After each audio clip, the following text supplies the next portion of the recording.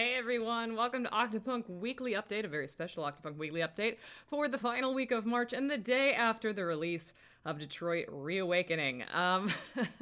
Wow, we have a hype train going on, just started on channel. We're also going towards a boost train, so apparently this is going to expose us to the masses of Twitch, which may or may not be a good thing, should we end up getting boosted. But yeah, shout out to Spicy Bean Boy for 3-month subscriptions, Super Silly Pants for the gift subs, Josephine for the bits, Lariptic for the bits, Knick-Knack Paddywhack for the bits, Pick-a-Lily for gifting a sub to Jewel Forest, Andor for resubscribing for 8 months, Maddie Cosplay for the 10-month sub, more gift subs from Pick-a-Lily, and Ward of Mages has been subscribed for 26 months. My goodness, thank you so much, everybody, for both all of that and also all the support that you gave Detroit Reawakening. Yesterday, we had a great launch day. Last I checked, we were at 30,000 views, which is wild. Might be higher now, because that was like at 10 a.m. I wonder if we hit 35. My numbers inside my YouTube app are a little higher than what's on YouTube. 32,515. Wow. Detroit Awakening back in the day got to 100,000 in its first week. So I think we're probably on track to beat the original Detroit Awakening, which is great because Detroit Awakening, as of this morning, is now privated on my channel and can no longer be seen. It's gone. We have the definitive edition of this story, as is Detroit Reawakening. Thank you so much for being able to give that to me. That's all I wanted a year ago on March 27th when the anniversary of DA came up. I just wanted to be able to be proud of that story and that movie. And a year later, here we are. Also, thank you to Warden and Becky Helene for the gift subs too. Thank you so much. You know, it's really fun to be able to see those begin again emotes too in the chat, because today we have a few things to talk about. I'm going to do a director's Q&A at the end, which is basically I've got this little panel down there, the stream Q&A panel box, which you can submit questions to. If for some reason it doesn't work, you can also just throw questions in the chat at the end, and I'll answer them then. About the movie, about production, about behind the scenes, writing stuff, directing stuff, producing stuff, whatever. But I also have some stuff to talk about with Patreon coming up in April, because now that DRA is out, we can really celebrate it through Patreon and all of our rewards there. And I have a new sticker I want to share on the Etsy store. Now, like I said, interesting that y'all are using those emotes, because this, actually, let me go and actually put it, let's make it live. Let's do that first. Let's make sure that this is actually, because I made the listing, but I didn't make it public yet. So we got to go do that. But yeah, so we've got this this new sticker, this Begin Again DRA sticker. There's 100 of them. This is a partnership between me and Lovely Dan, who's been making my Patreon stickers for a few months now. They're a independent sticker maker on Etsy, and you can visit their actual page with other stuff that they do, not just for me, on Lovely Dan on Etsy. Thank you, Lovely Dan, for this. So yeah, let's see, draft. Let's actually publish this sucker. Here we go. Okay, they are now on the store. So for $3.50 a piece with international free international domestic shipping, you can get a hold of one of these die-cut vinyl stickers. They're about 2.5 inches across each. And also we've got restocks of I Feel Plenty, which were also made by Lovely Dan. We've got a restock of the Read 900, What Would It Take to Make You Feel Something stickers. Although, once we run through the circular ones, the restocks, let me actually whip one of these out so y'all can see if I can do it really quickly. Here we go. So the restocks, the normal ones, as you know, have been, for many years, have been circular. So these are the ones that have been on the store. There's also these clear ones. These are like decals that you can put on your car or whatever. But the new ones that are going to go up once we run out of the circular ones are also die cut. So they're kind of similar to the clear ones, but they do have their actual vinyl die cut, and they have a border around them. Whereas these are just white, more of like a clear border, meant more as like a decal for, you know, a car or a clear surface. So yeah. I think there's like, oh, lovely Dan's in the chat. Oh, hello, welcome. I'm glad to see you're here today. Yeah, these ones were a restock from my original people because I had a coupon. But lovely Dan helped me out with this month's Patreon stickers, which are the DRA Iggies, which you can get for the next couple of days if you enroll. As well as the Begin Again stickers and the I Feel Plenty restock. And it's probably going to be my primary sticker provider from now on, just because I really like their work, and it's good to support a small business. So, yeah, that's available on the Etsy store now. And as far as Patreon stuff, remember that we're in the last 4 days of the month for March. And, you can still get a couple of the March benefits. This month, our Patreon postcard for $10 and up patrons is this lovely design signed by Tasha Schaefer, who is our amazing makeup artist from Detroit Reawakening. If you came to New York, you probably met her and saw her in all her glory singing Hamilton karaoke. So you can get her autograph by enrolling in $10 and up Patreon tier. We've also got these DRA Iggies. These are our sticker of the month. They also will come with Tasha's postcard for everybody $10 and up. But what is coming in April? So we've got this sticker coming for $10 and up patrons in April, which probably makes a lot of sense to you now because it is a tulip. I think the tulip symbolizing asexuality in Detroit Reawakening was really nice. And so you've got the ace flag on a tulip design. This is going to be this month's exclusive sticker. This is only going to be available for Patreon this month. It's not going to be on the Etsy store. If I have leftovers later, many, many months from now, I might put them on the Etsy store, but it's a limited run. When they're gone, they're gone. So if you want to ensure you can get this, sign up for Patreon on April 1st for $10 and up. And lovely Dan, I'll be sending you the ping of this. Don't worry. I'll let you get a head start on this for the month of April. But I do want to see kind of where we land in terms of how many I'm going to need. Oh my gosh, we got a boost train. I guess because we reached level 5, we have now been boosted. We are boosting the stream with 2,000 recommendations. Well, hello. We'll see where this goes. I'm looking at the chat here. Will it be Callie's? Actually a fucking tulip detective? Yes, actually a fucking tulip detective. Yeah, so you can get your tulip sticker on Patreon for $10 and up. But like I said, get it on April 1st because Patreon's billing can be weird sometimes. I think they actually changed it. I think they actually went towards you get billed on your time of the month, like your enrollment date, and not the first of the month anymore. But they keep going back and forth on like whether or not that's actually what they're converting to and whether or not I can opt into it. It's a mess. I like to say, though, April 1st to April 30th, like month-long periods of time, that's when I offer content. So anybody who falls into that window gets the thing. So we've also got a Patreon postcard coming next month, and that is going to be the lovely Carla Kim. So Carla Kim played Tina Chen in Detroit Reawakening. It has been 2 years since I offered Carla's autograph on anything, and that was for Detroit Evolution. This combines many of her great loves inside the Actors Studio, Bonchon, New York. She's a Libra. She loves coffee. She loves popcorn. This is kind of a collection of her personality in a collection of dishes.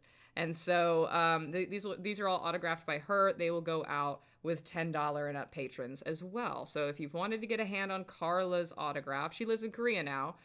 So it's kind of rare that we get to hang out with her and get her to sign things. You can join up on April 1st on Patreon to make sure that you get this. But we got a lot of other good stuff coming to Patreon for all of our various tiers.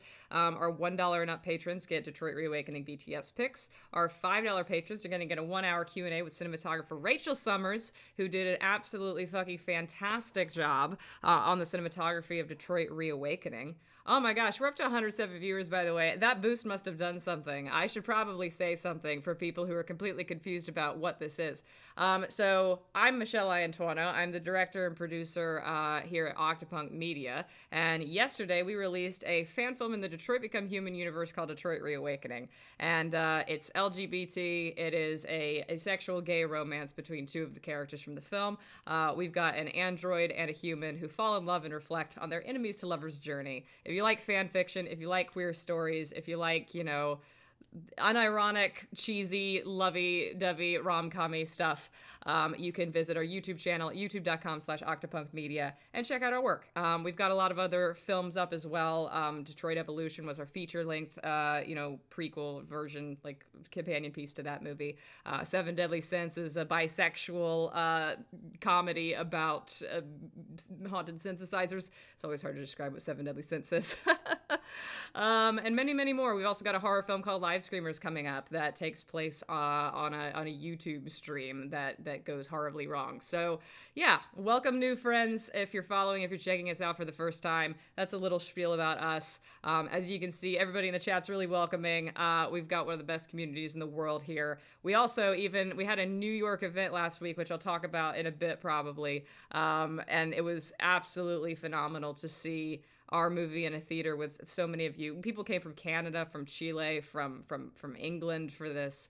It was so cool to meet so many of you face to face. Many, many stories and much, much footage to share from New York eventually. But also we've got those signed postcards from Carla and the Asexual Tulip stickers for $10 and up patrons. And then for $5, in addition to the cinematography, Q&A with Rachel Summers, who many of you met in New York last week. Isn't she absolutely adorable? I absolutely adore her. We've got a 1-hour live screamers pre-visualization stream. I'll be working in Unreal Engine 4 again, doing some live screamers pre-production work probably next week. So that'll probably be our first stream that we do next week at the $5 tier. Oh, Lily Taylor 89 here for the first time. I'm French and I want to say Detroit Reawakening is awesome. Thank you so much for checking us out. I hope you enjoyed the French subtitles. So this is another important announcement for Patreon. I don't know what our $25 group call is going to be yet. I just haven't decided what it's going to be. But for our $50 tier, I'm putting this tier on hiatus starting in April. This is my one-on-one calls that I do with people. I would say I only have 4 people in this tier right now, so this is like a microcosm of people who this will affect. But I would say if you have a $50 tier, please lower your tier to $25 or less manually so you don't get overcharged. I'm just going on hiatus for this for at least a little while because with live screamers coming up this month, the shoot is a couple weeks of my time that's going to really eat into being able to fulfill this reward, as well as the post-production preparing for our European events. We've just got a lot of stuff through the summer that I'm trying to pare down and really focus on being able to meet the things that I've already promised for people. So sorry about this if you are used to having that $50 tier. Hopefully I'll bring it back eventually.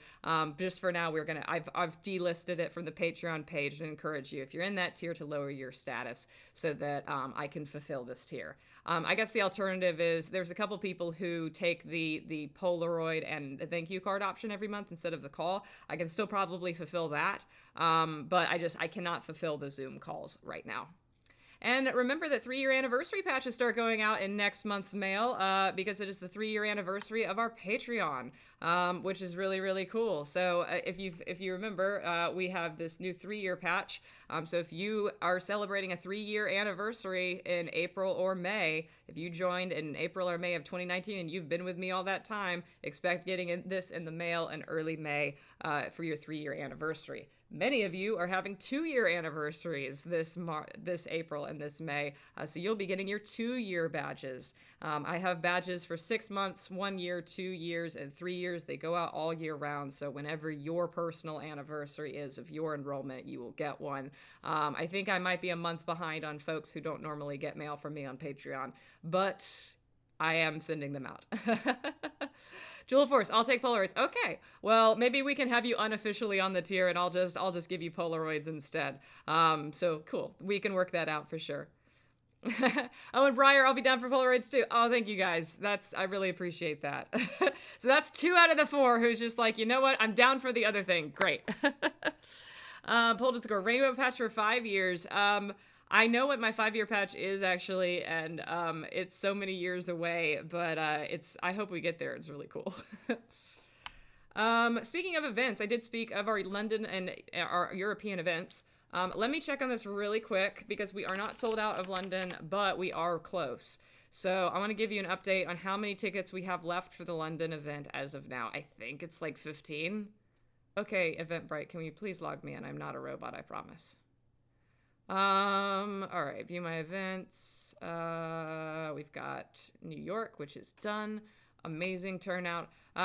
We have 15 tickets left for Octopunk London. And I'm giving you the update for London and not for Munich because Munich we basically have an unlimited amount of tickets. But Octopunk London is a little limited. So if you want to get into our Octopunk London event on Sunday, not Saturday, Sunday, need to fix that, Sunday, July 24th, 9 a.m. to 6 p.m. at the Courthouse Hotel in Soho, please visit the Eventbrite page and get your tickets now because this is a limited venue. There's only a few seats left. There's only 100 seats available in the whole house and only 15 tickets remain. Some you can waitlist yourself afterwards and maybe hope to get in after that, but the only way to guarantee that you can get a seat is to get your tickets now. So go on the Eventbrite page. Tickets are £12 a piece. They include all-day admission to the event. There's going to be a world premiere screening of our Detroit Reawakening documentary, Begin Again. That's really fun. There's going to be panels and information on live screamers, on Fallout Sanctuary, on a lot of other stuff. There's going to be screenings of short films. It's going to be a full-day event, autographs, screenings, Q&As, panels, the whole works. So for just £12 a piece, it's pretty much a bargain. Go ahead on to Eventbrite, get your tickets now.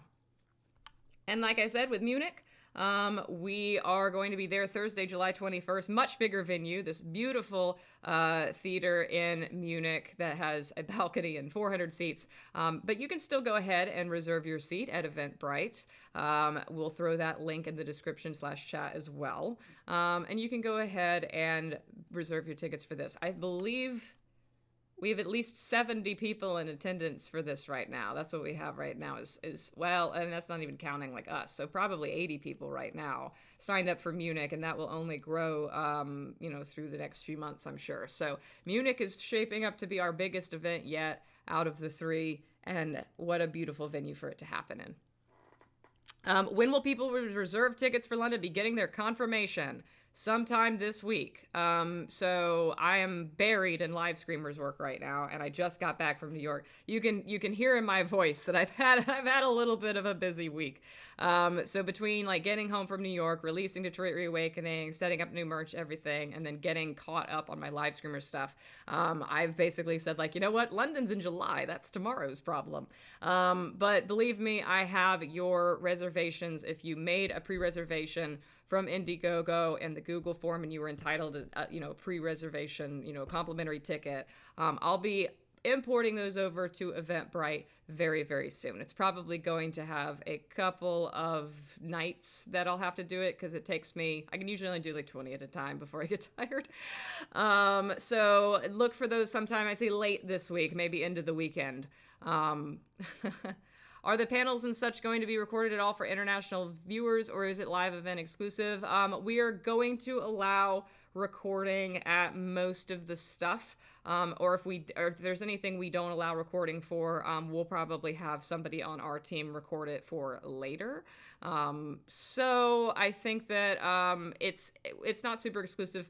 I will also say about New York, some of you took video of the Q&A for Detroit Reawakening at New York. Feel free to share anything from that at this point, now that the spoiler embargo has kind of been dropped. But also, I encourage, if you took video and photo in New York, please send it to me as well. I'm including a lot of that stuff in Begin Again, so I'd love to have your footage from the Q&A, from the karaoke, from anything in the event for inclusion in our Begin Again documentary about the making of the film. And as far as the karaoke stuff, I'm thinking about, I have so much different coverage of all the different songs from different angles, and I can't really include that in the doc because it's long and copyrighted music. But I might try to put like sort of a concert performance music documentary sort of thing on YouTube at some point, like try to edit it all together in a YouTube video so you can basically see the highlights of our karaoke performances from New York. So like I said, if you've got footage from New York, please send it to me in a Google Drive, Dropbox, Discord, something like that. Thank you to all of you who have already done that. I really appreciate having seen all of your various coverage of the event. Some of you got some really, really good stuff, really good quality stuff. March says, I'm floored that not only did you make the movie, but also documentary. Austin, I mean, shout out to Austin for keeping that camera in his hand for 10 hours worth of raw footage recording. I have over 10 hours of BTS content from the shoot because Austin never stopped rolling. So it was great. Yeah, so I'm still recovering. Yeah, tomorrow's Michelle. Thanks. Yep, tomorrow's Michelle is always a little bit of a bummer. Always regretting past Michelle's decisions. Speaking of past Michelle's decisions, I am still quite sore, which might also be why I sound like a chain smoker right now, is because I'm breathing slightly shallowly. I completely ate shit in the sidewalk on Friday. I tripped over my own feet. I walked for hours in those 5-inch heels without any issue. But then the moment I step out into Astoria with my Vans, I fall on my ass and jam my elbow into my own ribs. And luckily nothing's broken, according to the x-ray, but they are quite bruised and still quite sore. And I feel them with every single word. But yeah, it'll all get better, suffer for your art, I guess. Oliver the Dumbass says, I'm not a documentary person, but this is specifically my niche. So I love documentaries quite personally. My favorite documentary of last year was the Beatles Get Back, which was more of like just sitting and watching the Beatles for several hours more than like a documentary. And that's kind of more of what Begin Again's vibe is. It's like fly on the wall on the set kind of vibe. So hope you very much enjoy it. All right, so I think I've talked about the events, Patreon, merch. I do want to remind you that we have a clothing sponsorship for Live Screamers, which is our upcoming feature film. We shoot it in 2 weeks. Go to insertcoinclothing.com and use OctoIC for 15% off your order.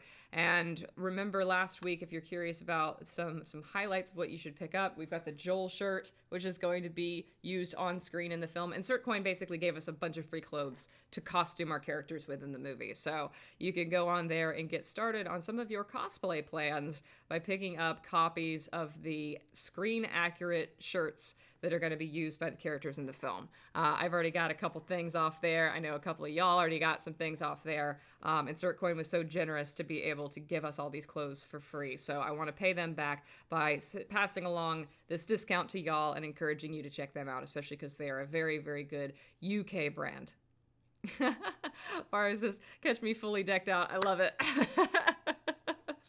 Tyler Kine, we're looking forward to Begin Again. Will it be included in the DRA Blu-ray or exclusive to YouTube? I have not decided yet whether I'm probably not going to put it on the DRA Blu-ray because it's probably not going to be finished in time for me to send out the DRA Blues. And I'm also not sure if it will fit on the DRA Blue because it's going to be like over 90 minutes long.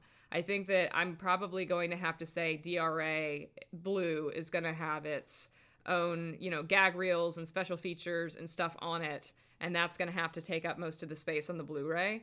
I may do a Blu-ray of Begin Again that is separate and that can be sold because it's a documentary, and that means that it's not like it's about the making of a fan film, but it in itself is not a fan film. So I can actually burn To Begin Again on its own Blu-ray and then just put it on the Etsy store and just sell it traditionally. So that may actually be something that I do. The DRA Blu-ray will not be sold publicly, one last smooch, but at one point I would like to do, I don't know when I'm going to have time for this, but I would like to do some kind of like charity stream or something, like one more opportunity for people to get their hands on it. I think I'm planning on doing a charity stream in November. I know I like to do it during Pride. I like to do it during June, but I'm probably just not going to be able to have time because I'm going to be in the middle of like Live Screamer stuff. I'm also going to be fulfilling the DRA Blu-rays that are already, well, I don't know. Maybe that would be a good time to do it is don't let me do it in June. I'm just going to say, like, let's shoot for November. I have some other fun stuff in mind for a charity stream in November. Like, there's a particular perk that I have in mind that would be really fun. So fingers crossed for that. I'm going to try to maybe order extra for when I order my lot in June for the DRA Blu-rays. So I think what I'm going to do is just order extra and then just have the extra quantity available for the charity stream later on. And then just, if there's 100, there's 100, and then when they're gone, they're gone. So Yeah, we will not let you do it in June. Seriously, you know what's coming in June is Blair Toaster 2, Blair Tooster. You know, that's got to come out, as well as finishing up Live Screamers and getting that done in the summer. So, yeah, don't let me. If I try to do it in June, don't show up. Just be like, nobody showed up, nobody did anything. We are protesting the June charity stream because Michelle needs to rest.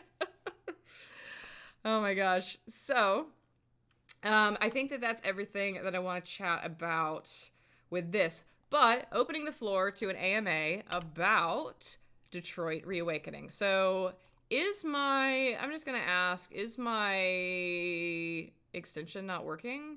Because I just have this loading bar on my stream Q&A, and it does not seem to be working for me. So if it's not working for you either, just throw extension's not working. Never mind. All right, that's fine. Just throw questions in the chat, and I will try to see them. So we've even got one from Marvel Merlin right at the gate. What's your first little hidden Easter egg in the script or in the shots that did it make the final cut? Favorite Easter egg? It was actually, I think... All right, I know one. Chartreuse is a cameo. That's always fun. So definitely look for Chartreuse. There's a lot of things that I carried over, from DA, that I'm glad that it's fun to see people catch them for the first time. Like if they never watched Detroit Awakening, they're like, oh my God, that little detail. And it's just like, yeah, we all freaked out about that thing 3 years ago too. I think that my favorite new thing was something that we already caught actually in the chat and Discord, was that Tina has a middle initial on her computer, and it's an H. And the reason I picked H is because that is what Carla's like real name, like her Korean name, starts with. And she actually wears an H around her neck. And if you've noticed, her Instagram handle is Carla HK Kim, because HK is her actual like legal initials. So I just wanted to honor her a little bit by putting that in there, because I did Gavin D read, on his computer back in Evolution. I actually did it this time as well too, I think. If you look at the reverse of his computer, I think that's on there again. But yeah, Tina having H as her middle initial is fun. Emma says, did you struggle animating the LED like DE? Any issues while editing? I fought Adobe After Effects really strongly for a while there. There was like a good week where it was freezing for 20 seconds every time I picked a new tool or moved anything, and I thought I was going to scream. I did scream. I thought I was going to die. I was like, I'm never going to be able to get through this in time. And it definitely delayed me by like a good week. And then I fixed it because I realized that my data cache was not on my main drive. It was on an external, like, not solid state drive. And that was what was slowing everything down. As soon as I moved it back to my C drive, it ran like butter again. So I fixed it, but ultimately that was problems. That was problematic. And I would also say that the LED was more of a struggle to edit this time in some capacity, because we shot in a lot like darker conditions, and so a lot of times the tracking just wasn't working, and so I had to keyframe and do it manually, like on a lot of shots, especially some of the wide shots. So that was a little annoying, but I think I'm getting better and better at it every time I do it, because I fell back into it a little bit easier than last time. Michael Whaley, her favorite scene was obviously with my cat Poe. Yes, your cat Poe, the void, the darkness, first of his name, king of hell. I loved seeing all the love for Poe. Somebody at the Q&A actually like full on asked like why wasn't the cat in the credits. I was like, he's in the special thanks. He's in the special thanks. He's not credited as the cat, but he is in the special thanks. We definitely did not miss Poe. What was the most difficult scene to film? This is Appreciation Police. Also, did anyone film my fall in New York? No, Michael Whaley. I was not around people. That was my day off. I was not a public figure, Michelle, at the time. So what was my most difficult scene to film?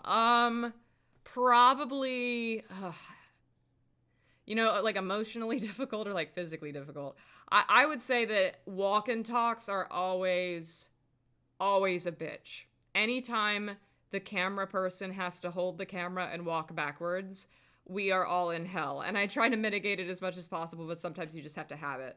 And so the scene where they're talking about Elijah Kampsky and they're walking, that was the hardest, I think, because the easy rig we had, the rig that Rachel had to like hold the camera in place so that it wouldn't all be on her body, was broken. And so the lens rentals place that sent it to us was broken and basically unusable. So if it had been fixed and good, it would have been a lot easier and smoother. But Rachel's like 5 feet tall and super tiny, as you could see if you met her last week. And it was a lot for her to have to hold that on her own, because the Arri Alexa rig was like 35 pounds. It was massive. So yeah, it's that was the hardest. And looking back at the footage, I thought it came out great and I was able to do something with it. But it's funny that scene in the original Detroit Awakening was a deleted scene, actually. I deleted that scene because it was so rocky when I tried to do it 3 years ago on my camera, because walking backwards down the street was really hard. So yeah, it was, and I think also when she was trying to follow Maximilian as he walked down the hall in the apartment, she was also struggling with that a lot too, because our easy rig was, again, totally broken. So anything where she had to like walk with an actor was really hard.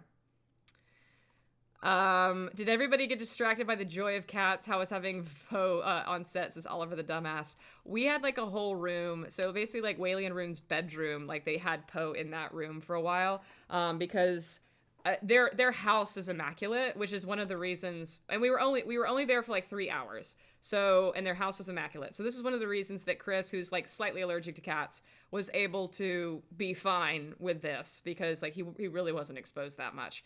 But when we first came out, we were trying not to like overstimulate Poe, I think, because he was still a kitten at the time. And so like I know Maximilian went in the bedroom to like just hold him and just like spend some time with him. So he had like his own private room that like people would go in to see him. We definitely got distracted a little, and Poe got distracted by the boom mic. So like our boom operator was like moving the boom mic around and playing with Poe for a little bit. It was great. It was really nice to have him around. And one of the reasons we were able to like get a cat in this movie this time was because Poe already lived at our location. So we didn't have to like move a cat around, which was kind of what was going to have to happen in Detroit Evolution. And that was one of the other complexities that we were like, fuck it, we're not bothering. So this time it was a lot more convenient, because it's like, okay, there's already a cat here. He's a kitten. He was a little younger than maybe I imagined, I maybe imagined that, Gavin would have. But I was like, whatever, Poe's cute. And Poe is the cat that is here. I think the idea of Gavin ambiently in the background also having a 7-month-old kitten during the events of DA is really funny to me. An absolute diva. Emotional support kitty, yes. Poe stole the show. 11 out of 10, yes. What scene took the most takes, says Vienna Vampire? We did a lot of coverage of the break room. I think. I mean, I know that we did quite a few takes of like the flash forward stuff too, but I think it's got to be the break room, just because we had so many different angles. We had so much coverage that we took of the break room. Like there's entire angles that I think we like didn't even use in the final cut, or didn't use hardly at all. And I think we did at least 3 takes of every setup, because I was very much like, on previous films, I had taken like 1 take of every setup, maybe 2. This one's I had at least 2, maybe 3.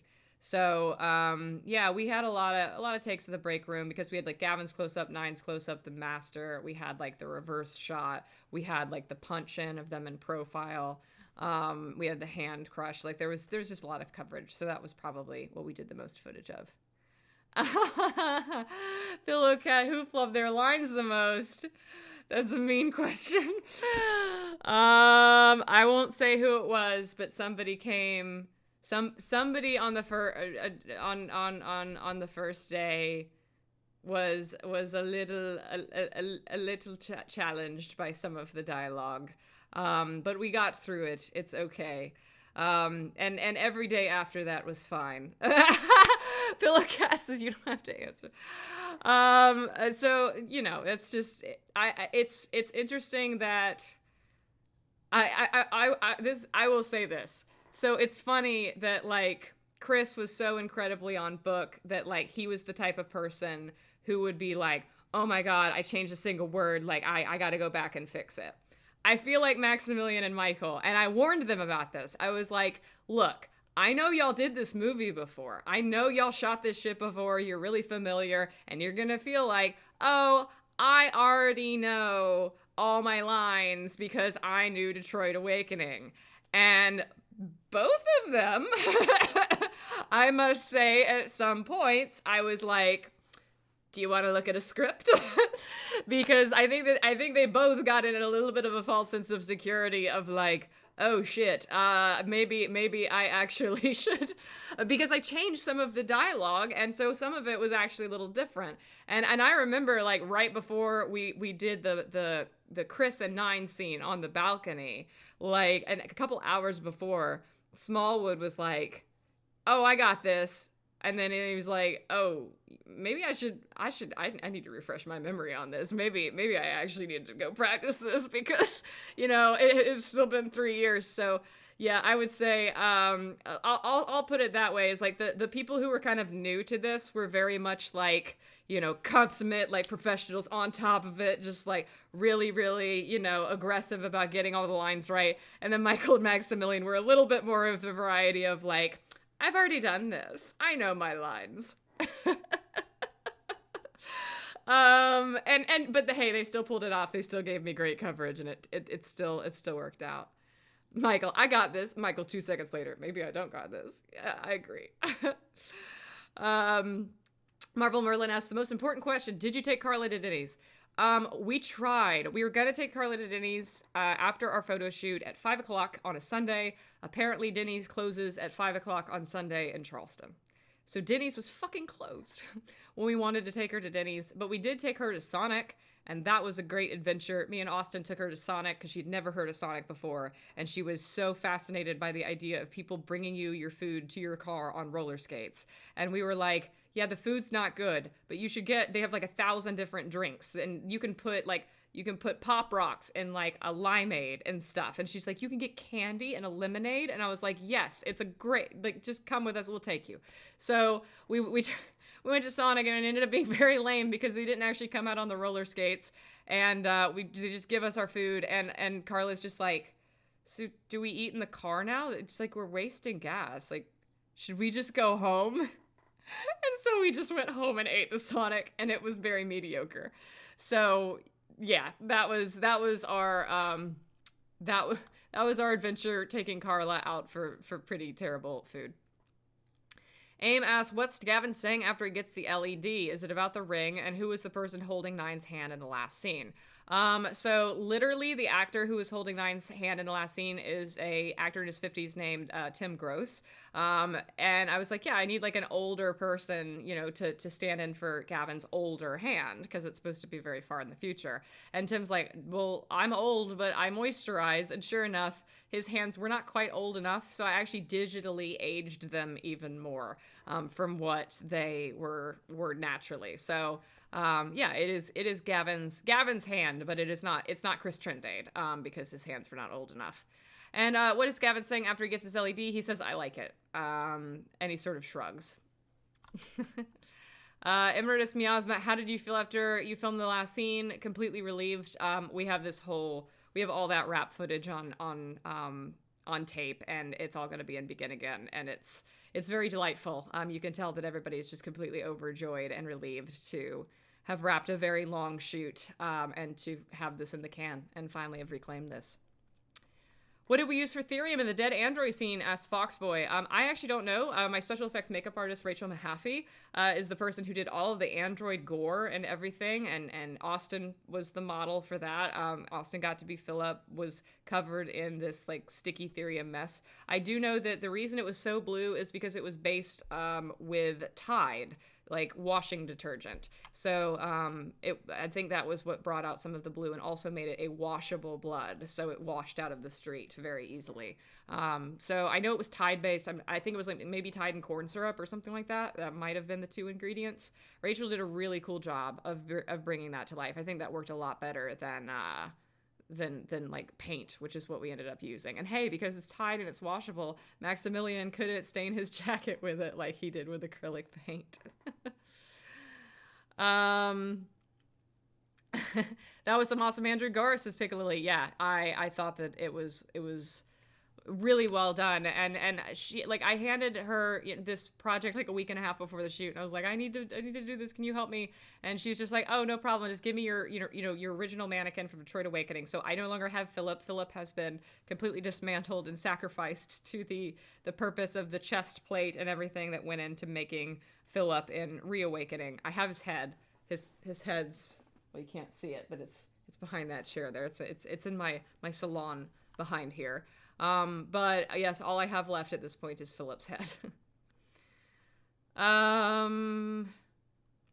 Let's see what else we got. Scrolling up. People would not recognize Poe now, says what Michael Whaley. Yeah, no, seriously. That cat is like this big, majestic. He's got big, long, like, face whiskers and a huge, fluffy tail. He's amazing. I need to go see him. I miss him. I also miss Whaley and Rune. I really do. It's actually been several weeks since I've seen them. Tanwin, was there any part of DRA that made you think, oh yeah, this is gonna be a meme? It's funny because like we've already kind of done this movie before, and so some of the things that happened before, I kind of like, I knew that people would resonate with, like, I Feel Plenty and stuff. But I'm going to stop. I'm going to interrupt myself. No script breakdown for AIM. Probably not, because I actually didn't do one. I was very bad and like busy and didn't do one. Just making sure going back. Okay, so I'm not missing anything. So what was I talking about before? I love ADHD. It's great. It's absolutely fantastic. Where were we? Oh, memes. So we've kind of already done this like movie before, so I don't think there was anything that I was immediately like, this is gonna be a meme. I thought maybe some stuff from the Gavin and Tina scene might get memed. I'll tell you what though, the most surprising thing to me about like the response to the film in terms of like what y'all have latched onto. I mean, I was very much expecting like they're gonna go after the kiss scenes. They're gonna go after like the cute tulip stuff, and that's very much true. I mean, it's a Read 900 movie. But the thing that I was really delighted to see, and that I was kind of surprised to see, is that the shot that y'all have shared the most, like the moment y'all have shared the most and talked about the most in the last 24 hours, has been that 4-shot scene at the end, with Tina, Chris, Gavin, and Nines standing in front of the DPD. Like, I have seen that shot on my feed more than I have seen anything else from the movie. Which is really cool to see that, like, people are honoring, like, the whole cast, and that it's like squad goals, right? And even Michael Smallwood said that it was his favorite shot that he's, like, ever been in, or something like that. And I'm like, wow, that's pretty high praise. We've made a few movies together, Michael. Maybe not favorite shot of any movie, but favorite shot of the Detroit movies of him, I think, for sure. And yeah, it is. That was exactly how I imagined it, in D3, of them standing in front of, the DPD, ready to move on with like a different life. And so it's really cool that Rachel was able to capture that and be able to match exactly what my vision for that was. And also to have the LED necklace, and also to have, the homage to Lito Perizito's comics through his sweater, costume choice, was also really cool too.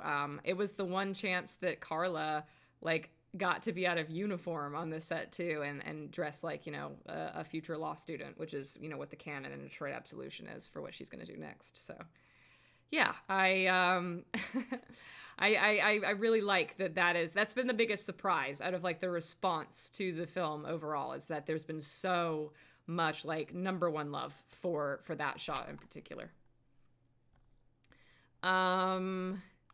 Somebody was asking about Google Translate stream. We're not doing one for this. We're gonna do because there was already Detroit Reawakening. Like we already did it, basically. I mean, yeah, the future scenes are not in it, but the script is so similar. And we've already done it twice at this point. We've already done Detroit Awakening's Google Translate twice. That I think that the one that's on YouTube right now will suffice. But we are going to do a commentary stream on the actual movie with the cast at some point. It'll be a commentary stream, and then it'll be followed by a Q&A. We're basically going to merge our commentary and Q&A cast streams.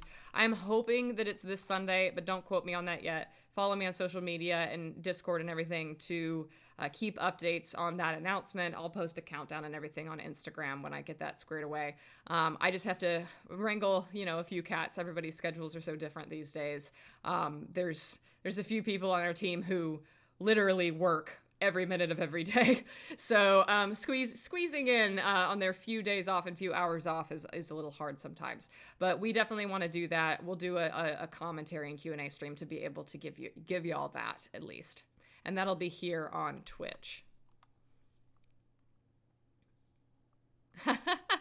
I see Andor and Warden talking about like having to dodge that sweater that Chris was wearing on set. Yeah, because we had fans on set, Andor, Lion, Marcy, and Connor. On set when we shot that scene, we had to JJ was giving them like a tour of the building like while we were shooting that and distracting them so that they wouldn't see that we were shooting things for Detroit Absolution. Like that was one of the big spoilery secrets about DRA, was the fact that we were shooting D3 stuff.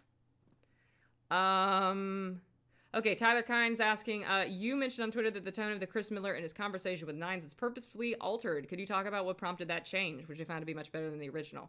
Yeah, no, I think it was a couple of things. One was because, in Detroit Evolution, we very clearly show a much more like somber take and like a consequent, and even if you've read the Detroit Absolution script, it's even more amplified that like the stuff at Capitol Park weighs on Chris Miller very heavily and is very like it's something that haunts him forever. It's something that he still feels like he has to try and make amends for. It's something that he feels like he never got held responsible or accountable for. It's understandable why he did what he did under the context of like he was a guy who like had no idea that like any of these androids were alive. Like he literally thought that it's just like the Roombas are going rogue or whatever. And then not until he met Marcus in that moment did he realize, holy shit, like these people are alive. Like these androids are alive. This is real. What have I just done?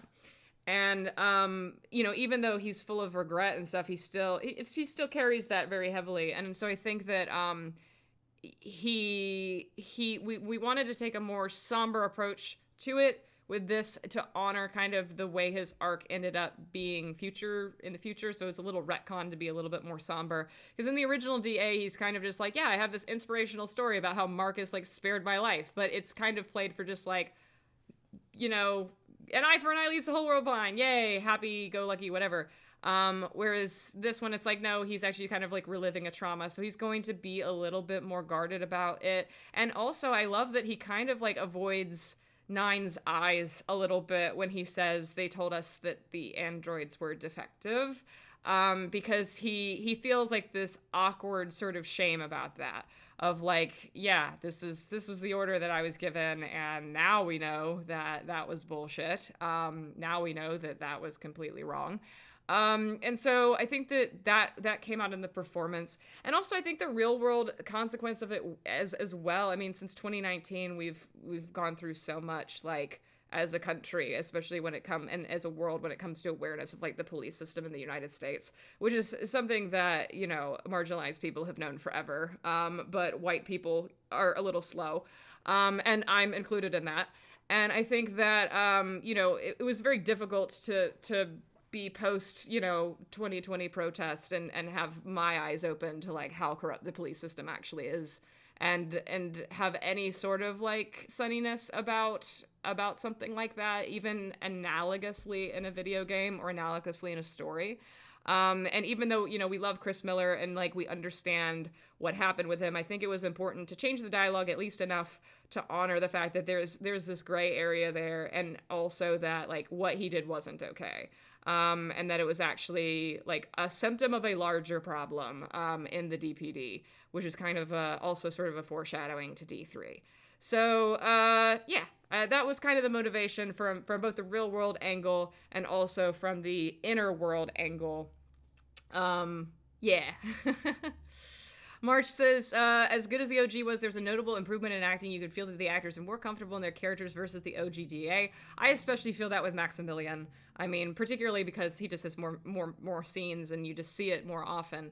I think that he has grown to be very natural in Nines for the past couple of years. And after having done Nines in DE, it was, it seems much more comfortable, doesn't it, in DRA than it was in DA, where although I will say that I think his nervousness and stuff worked a little bit for him in the original Detroit Awakening, because that was the character. Nines was very sort of clumsy and nervous and not really sure of himself and sort of awkward, and it worked for the character. But because DRA shows two versions of Nines, a very confident future version of him, and then the insecure confused version in the past, I think that he has definitely evolved a lot to be able to have that range and show us these two different versions of Nine quite effortlessly.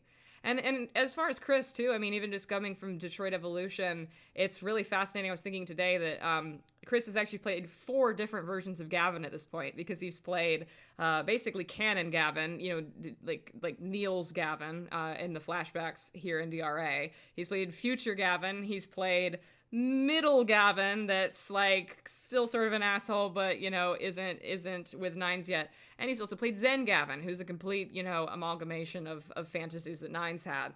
And to see all these different like changes between Gavin, but all still Gavin at its core, is really cool. So I guess Maximilian has played like 3 different versions of Nines, and Chris has played 4 different versions of Gavin. So really quite impressive when you look at it. Yeah, unfortunately, we didn't have Zinvin in this movie, but we did have, so the scene, I'm glad that nobody has misinterpreted what that scene means, because I was worried some people might, because they might think, oh, he's shirtless, what's about to happen? When Gavin throws the white shirt at Nines and it hits him in the face, you can kind of see him saying something before he kisses Nines on the cheek and then moves on. And so that moment is from the Detroit Absolution script, right after Nines tells him about Zen Gavin for the first time. So the white shirt is kind of like, this is Zen Gavin, like I'm throwing Zen Gavin in your face. And what Gavin is saying is Nines has said, I like the white on you, it looks good on you. And then he takes off his shirt, throws it at Nines and says, does it look good off of me? And then he laughs at how Nines gets flustered and embarrassed at that and says, your face can't turn red, but your spinny light can. And so that's also why Nines' LED is red in that moment, is because it was basically his equivalent of a blush. So if you haven't read that script yet and you weren't familiar with the context of that scene, that's basically what is happening in that moment. And it's one of the scenes that I missed, getting, to not make, the most. So I was like, we got to include this somehow. Like, I really like this scene. Let's put it in. And if you haven't read that script yet, you go to patreon.com/octopunkmedia. It's my pinned post and you can read it for free. Let's see. Let's scroll back up. Wasn't expecting to see the LED necklace in the film. It got to me, says It's Ferocious. Yeah, apparently a lot of comments on that necklace. A lot of comments on that. It's basically like a proposal, right? Like it's basically like an engagement ring. That's kind of what we imagine it to be. Scrolling back up.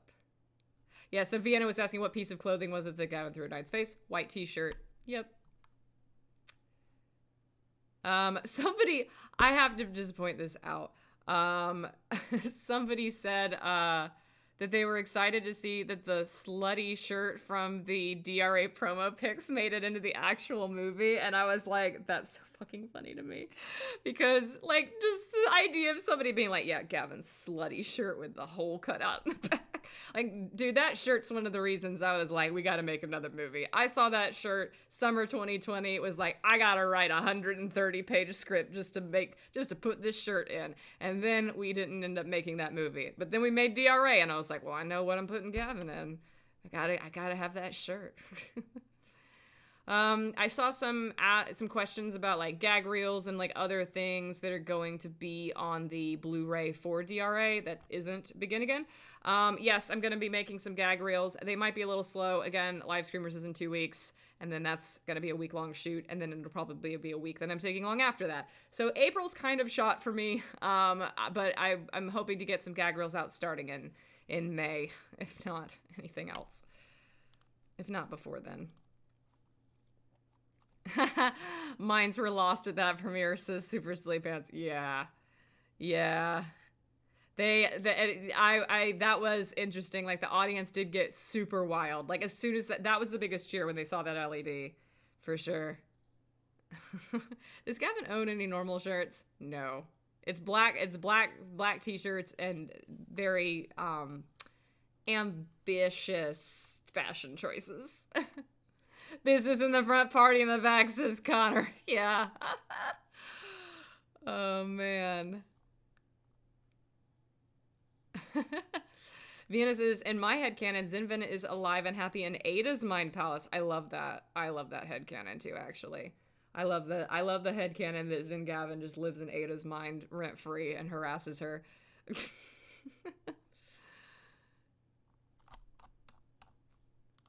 2040 fashion, baby. Yep.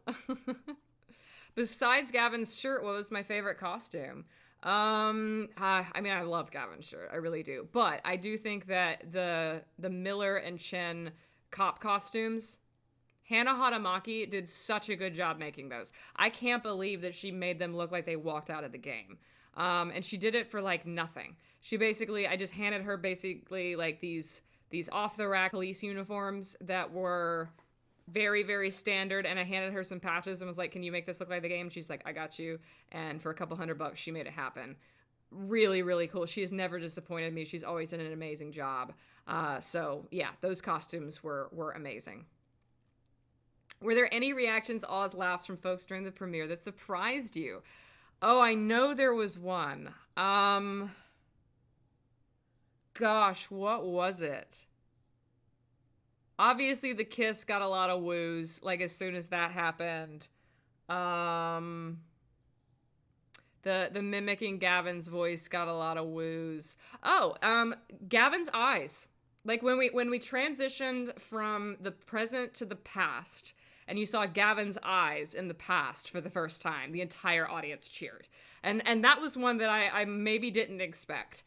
Because it wasn't really like a moment, but it was kind of like, okay, here we go. Like, we're going back into the Detroit Awakening stuff. So I get why people did it. I was surprised by it. I was sitting next to Rachel for the whole time, and she was just like so tickled by everything. She had a smile on her face the entire time. So that was a lot of fun. Michael calling out, what movie is this again, got me for a second. I was too far away from him to hear that. But he also, like, he and Maximilian were no, I remember him and Chris were like high-fiving each other when they saw that some of their improv made it into the movie in the crime scene. You could just ask him like a normal person.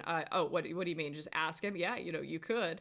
That little bit was partially improv'd at the end there. And so they were like, yes, because they saw that they got that into the final cut. What else we got? Oh my gosh, yes, Zinvin telling Ada to hook up with North is a very funny headcanon being a vampire. Captain Andor, Michael and Chris were the most wound up during the meet and greet for sure. Oh, those two, I mean, you put them in the same 5 feet and it is like an energy blast. And they were sitting next to each other at the Q&A too, causing all sorts of trouble. I gotta separate them next time because they cause too much trouble when you put them next to each other. But yeah, no, they're absolutely like very, very good friends, absolutely adore each other in real life. And you know, one of my favorite things that was done at karaoke was Chris's rendition of Friend Like Me. It was fantastic.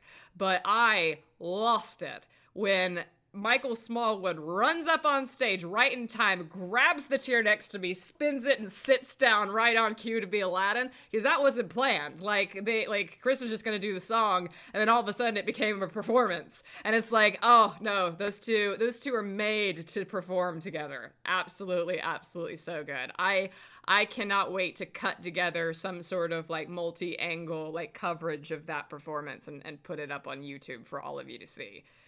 It was definitely filmed Spicy Bean Boy. I have a lot of really good takes. People have sent me their footage of it, and some people got like front of the stage, horizontal, high def, like full on coverage of everything. We also had some coverage from people who were filming it from behind. I actually filmed it, so I have like close ups of all of Michael's expressions. It's great. Karaoke jacket cops. Yep. Biddy Cole, well, you put all these theater adults in a room, they will perform. That was one of the most fun thing about the karaoke to me, honestly, was that it was very obvious, like, that so many of these people are professional performers. And I think that, you know, we were really interested in not just doing karaoke and having fun with y'all, but also kind of putting on a show for y'all. And so we kind of tried to be as extra as we could with it to really get the energy levels high and to entertain y'all and not just be like, I want to sing, here's a song I want to sing, you know? Not like an ordinary karaoke night that you go to anywhere, but actually something really, really special. Scrolling back up to see anything. Post-credit scene made me think you were doing another Reed 900 movie. Oh, I'm gonna take that as sarcasm, Christy, because that is completely unambiguous. Yeah, that was not planned. That was just something that we shot, you know, from the BTS. After Michael rapped, Michael looked dead in the camera and was like, "Yeah, we're not making any more Detroit movies." And I was like, "Oh man, like one of my favorite movies is Ferris Bueller's Day Off. I should do the Ferris Bueller's Day Off ending, where it's just like, why are you still here? The movie's over. Get." So yeah, that was super, super fun to do. And then I decided, I was like, you know what? This would be a perfect thing to put at the end of the movie. Just be like, yo, we're done. We're not doing this again. We love y'all, but we're done. Oh my gosh. Pillow cat between Michelle's gallbladder and her ribs. DBH movies have taken enough. Oh man. And my heels and my wedding ring, New York. You took all my shit. Hopefully, I'm hoping to get my heels back, though. If Chris goes back to that bar and grabs them for me and brings them to me in a couple of weeks, I'll be very grateful. Hopefully that will happen. But he's also very busy, so if he doesn't, I don't blame him. Wait, it really did, though. No. Not, we were not being sarcastic. I mean, we were being joking, but we were not being sarcastic. We really did mean that, that this is the end. But we will continue to make movies. Obviously, we're shooting live screamers in a couple of weeks. Hey, wait, you lost your wedding ring. Yep. So I still got one of them. I still got I still have my engagement. Well, like I had a bridal set, so it had this and then it had like a band. And I bought it at the same time a couple weeks before we got married. And unfortunately, I've lost so much weight since my wedding that my ring is like, it's constantly like falling off of my hand. Like I'll be typing sometimes, it'll just fall into the keyboard. And when I was walking through TSA the first time, I was taking all my shit out of my bags and getting it in the bins, and I looked down and I realized my ring was gone. And I was like, well, maybe it fell into one of my bags or my jacket. I'm looking around on the floor. I didn't hear it fall. I don't know what happened to it. It was just gone, went to Narnia. And yeah, I've checked my pockets, Mom. And so yeah, I still have the important half. I still have the black diamond. And then I have this ring, which my dad gave me, so I would have been devastated had I lost that. But yeah, I mean, it is what it is. It sucks. Luckily, like I said, I still have this one, which is honestly, I like better, anyway. And I think is the more, irreplaceable half of the set. The other half was just a band. I mean, it was pretty standard. It would be pretty easy to get another one. And it was also cheap. Like, this was not that expensive at all. So it wasn't like I lost like this, $2,000 piece of jewelry. It was like $100 piece of jewelry. So it's more of just like the concept of like losing your wedding ring kind of sucks. But we'll make it up. We'll get there eventually. And actually, Austin's wedding ring kind of like the diamond fell out of it like several years ago. So I should probably get him a new one at some point too. So maybe this is the sign. Maybe this is time for me and Austin to just get each other new wedding rings, because mine's gone and his is broken. Harper Sarah, hello from France. Bravo for the movie. And bravo to the entire team who works on it. I love DE and DRA. I can say they will stay my favorite fan-made movies for a very long time. Congrats again. I hope you can work with these amazing people again. Thank you so much, Harper Sarah, for being a first-time chatter and leaving me that lovely message. I'm working with Chris and Michael again in a couple of weeks on Live Screamers, so we will continue. Although this is probably going to be my last movie with Chris. Maybe forever, but at the very least indefinitely, because he joined the union and I make non-union films. So this is the last like non-union project that he can work on is my movie. Never say never. He seems convinced that I'm going to start making union films at some point, and I'm a little bit less convinced of that. I don't know what's going to end up happening with me, after the end of the year in terms of like what I'm going to work on next and all that sort of stuff. I do not know if it's going to be union or not. It's very expensive to do a union film, and I've never been able to afford it, is basically the long and the short of it. So yeah, but it's good for him. He's got a movie called Pompo and the Cinephile coming out at the end of April. Y'all should definitely check it out. It's a Studio Ghibli like kids film. So if you like Miyazaki and Studio Ghibli's work, this is under one of their banners. And it is a movie about film. He's the lead English dub character. So I think it's in limited theaters. It's also Fathom Events is hosting a one-night only screening on April 28th. So check out Fathom Events, Pompo and the Cinephile, and go support his movie. Because it is a union movie, he'll get residuals from it, so it will help pay his bills if you go to theaters and see it. How did it feel to reunite with everyone after everything that's happened since when you filmed Detroit Evolution, says Marvel Merlin? It was nice. I mean, I had not seen Carla or Chris in 2 years. I had not seen Maximilian in 1 year, because I hadn't seen him since we shot On the Road Again. I hadn't seen JJ and Tasha in like 6 months. So we all live very far apart from each other, and we kind of can only see each other when we make movies. So, yeah, I think it was really nice to get the gang back together. And, of course, we would have loved to have Jillian Gertz there as well playing Ada, but it was very nice to be able to have her there in New York this past week and include her. She had a very lovely time. Thank you for being so welcoming to her at the event. She was just, I think she really needed this.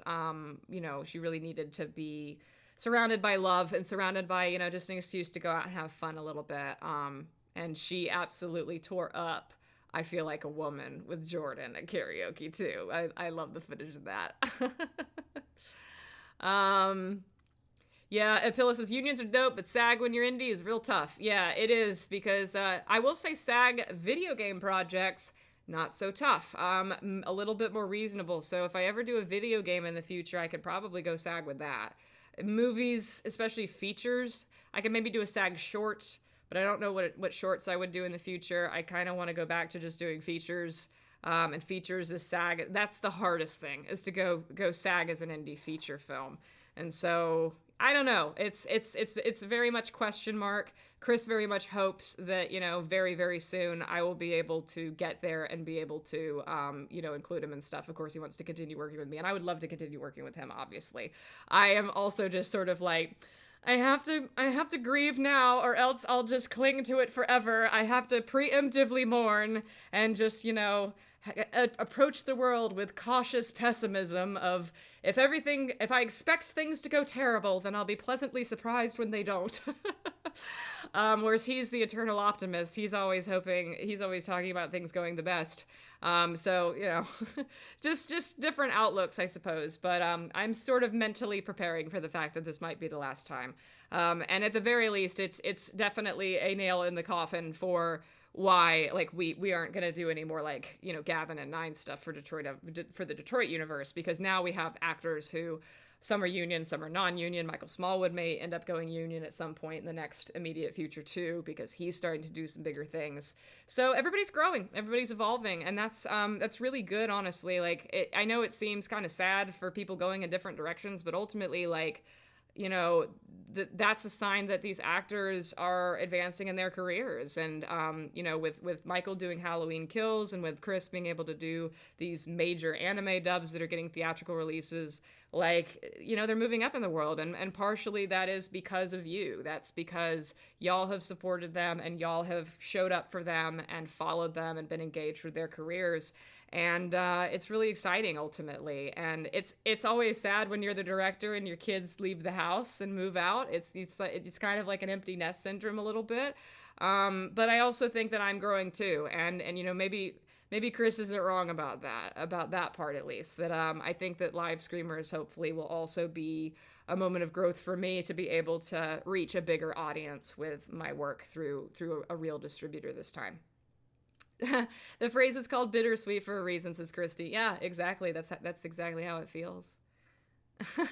If I ever become a billionaire, I'll drown you in funding, says Vienna. Well, I'll also take millionaire. My movies are still pretty cheap. Yeah. Tyler says, as you said when you announced DRA, there's no regret of missing your window of remaking DA. Yeah, and that window apparently closed a lot faster than I thought it would. So we really jumped right in that window at the right time. So, and no regrets now, because DRA has officially surpassed DA. It's out there, and our series is complete. And man, it's a really, really cool thing to have that off my chest.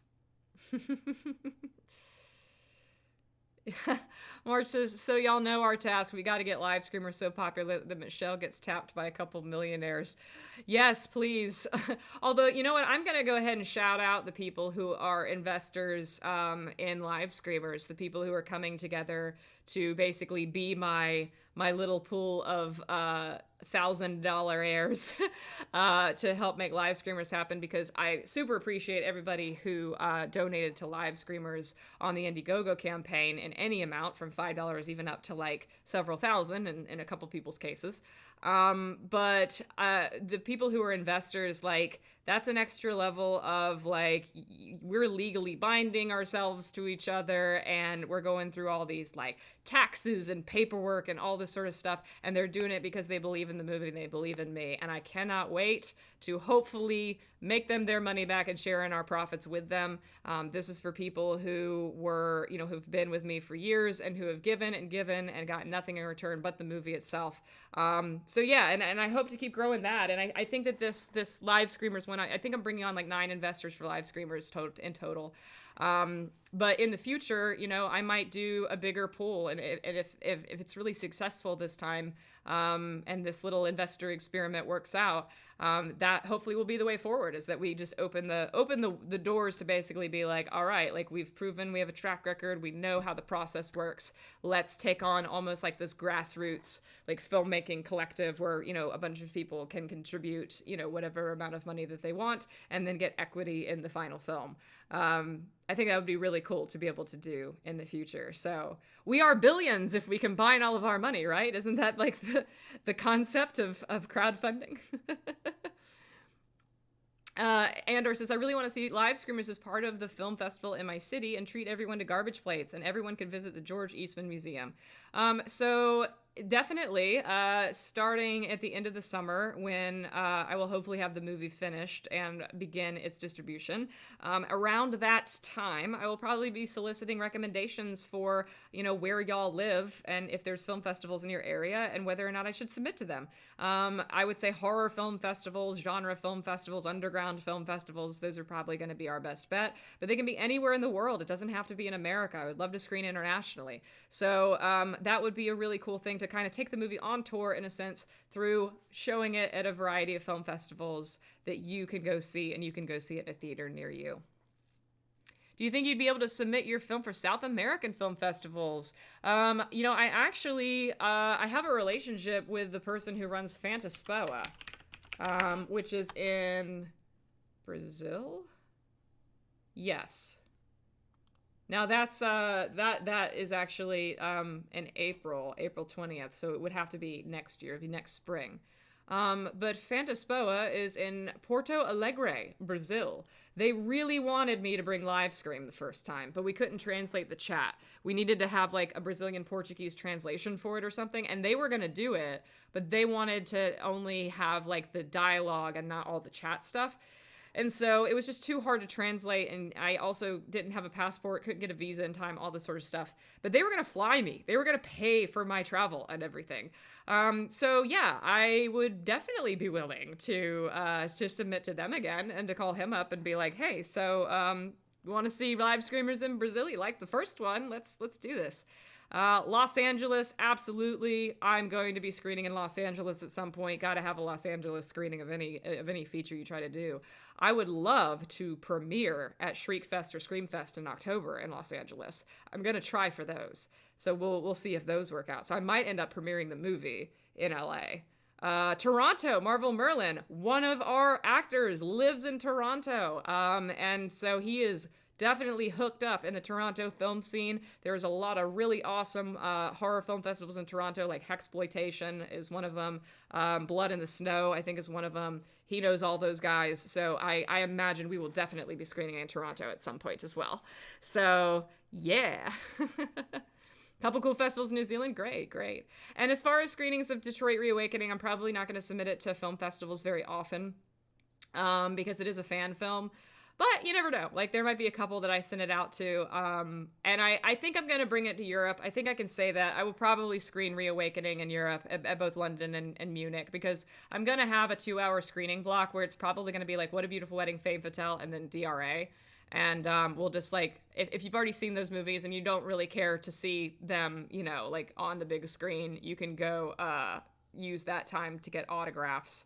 But if you are interested in seeing them on the big screen and you haven't been on Patreon and been able to see them yet, you'll be able to see them at the Munich and London events, because I considered bringing DE too, but DE is just so long and everybody's just seen it so many times. But I do want to give the Europeans an opportunity to see DRA in a theater. And Becky Elaine says, if Live Screamers brings you back to New York City, heck yeah, I'll be there. I think it will. My friend Manny, who was at the New York City event, was telling me he runs a Long Island Film Festival that he would like to, you know, maybe talk to me about in October.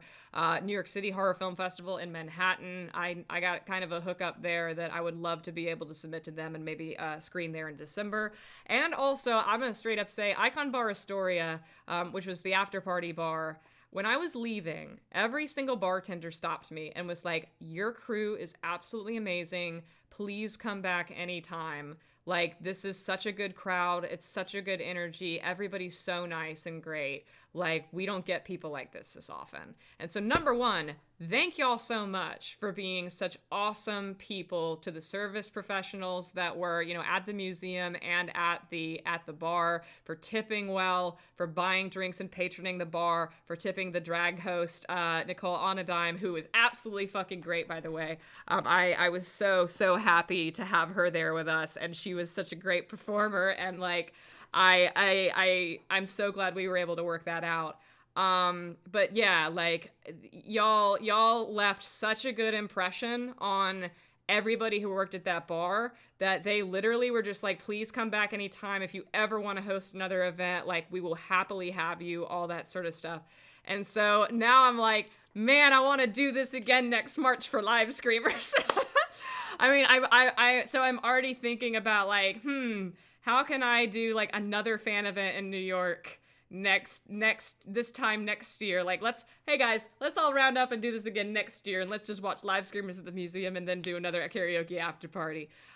Yearly NYC trip. I mean, what I would have to do to be able to fund it is basically like, you know, I would probably make the admission prices a little bit higher. Like, I would probably do like a $35 ticket and then maybe offer like VIP stuff. Maybe bring swag, like maybe get something where you can have like, you know, a lunch with us or something before the event, or, you know, do something a little extra to be able to afford the venue costs of both of those places, because I was able to do it from the crowdfunding money this time, out of the DRA crowdfunding money, because it was a stretch goal. But in this case, the event would basically need to pay for itself.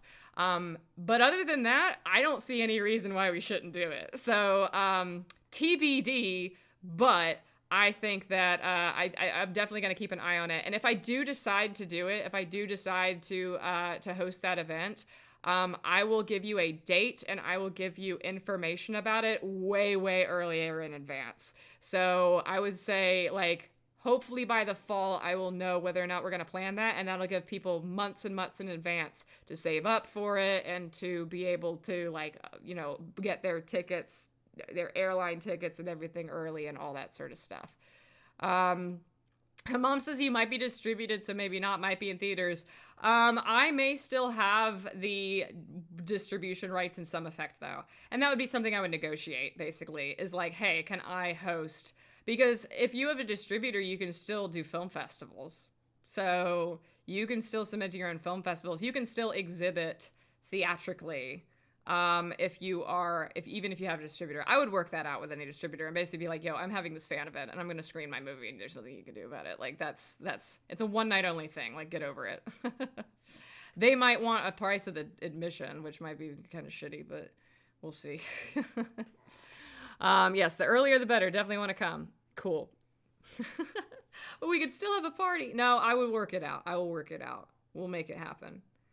And hey, like, if something horrible happens and they won't let me do it, then we'll just do it in, like, October. We'll meet back in 5 months, guys. Like, let's just go back to New York in, like, 5 months, and we'll get back and do it all over again. Oh, Connor says next time we can watch Chris and Nicole's wedding. That was my favorite part of karaoke, the fact that she would not leave him alone. It was so fucking funny that she kept flirting with him. Oh my God, that was the best. That was so funny. Oh God. But yeah, so I think that's it for me today. My voice is going. I need to go like butter up my voice. Luckily I've eaten and I had 3 pieces of pizza for lunch, which also reminds me, shout out to Captain Andor for buying 11 pizzas for the party. Not only was that some of the best pizza I've ever eaten, and it gave me a chance to try an authentic piece of New York City pizza, which I didn't have a chance to do otherwise, but what a, like, galaxy brain thought to be able to order food for everybody. Like, so generous and so thoughtful, and the absolute like, that's what we needed in that moment. I needed something to eat so badly. And so when I saw those pizzas, I was like, oh my God, thank you, something to absorb this cocktail. So yeah, I really appreciate you for that, Andor. Total legend. Shout out to that. I will be posting, I think this week, probably some kind of post with some pictures from New York City, as well as recapping kind of my thoughts about the DRA launch. As well as I want to get you caught up on everything that's going to be happening on Patreon this week too. I'm about to go post my Detroit Absolution outtakes from the photo shoot, so that's going to go up in a few minutes. Our Detroit Absolution, or our Detroit Reawakening $25 group call is going to be, let me see when Michael Smallwood's available. Did he text me back? Thursday. So Thursday evening, we are going to be doing a Detroit Reawakening cast / crew Q&A. Me and Michael are going to be on it, and we're going to try to wrangle up some other people too. I'll ask Summers, I'll ask Maximilian and Carla and Chris and, you know, whoever else can come. So sometime on Thursday afternoon, I'll make a post about it. And that'll basically be, if you're a $25 or $50 patron, you can join us on Zoom to ask us questions directly about the movie for an hour and have a little chat about it. So it'll be sort of an intimate roundtable discussion of the movie for all $25 and up patrons in March. I will probably not be doing OPWU next week or anytime in April. I'm probably not going to be returning to streaming for OPWU until Monday, May 2nd. At 2 p.m. I'll do another OPWU on Monday, May 2nd, and we might be converting to OPMU. We might be converting to Octopunk monthly update.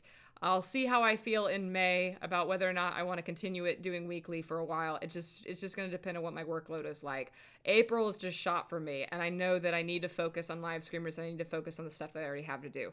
So, we will not be doing OPWU next week, but like I said, I'm trying to wrangle together a DNR cast commentary Q&A thing, and so keep an eye out for that. I'll post information about that if we end up scheduling that for the April 3rd, this Sunday, or potentially end of April sometime, or even into May potentially. I kind of want to jump on it, like I want to do it soon, but I also recognize I have a lot of stuff to do in the next couple of weeks. I think I could put aside 2 hours to do that though on a weekend. If I can wrangle my actors together, we'll do it. So, yes, that's basically the next stream you can look forward to is going to be our DRA cast commentary stream. Keep an eye out for that. Keep an eye out for Patreon. Join if you like what we have to offer on there. Check out the Etsy store for that Begin Again sticker. I RIP anybody who's tried to order things off Etsy for me for the last 2 months. I have been super, super slow about getting things out the door, but I am doing Patreon mail this weekend, so I will be addressing all of your Begin Again sticker orders on Saturday, and that get them out the door within this following week with all my other Patreon mail. So if you are a Patreon person, if you get mail normally through Patreon, I'll just slip in your Begin Again sticker with that order, and that'll be the easiest thing. So yeah, I think that's everything, everybody. Thank you so much for coming to New York, for supporting Detroit Reawakening, for getting your tickets to London and Munich, for sticking with us for 3 years and helping us reclaim Detroit Reawakening. I will see you when I see you. I'll be around, but I'll be kind of in ghost mode because I'll be working on this next movie of ours. But as always, stay great, hydrate, and have a happy time zone.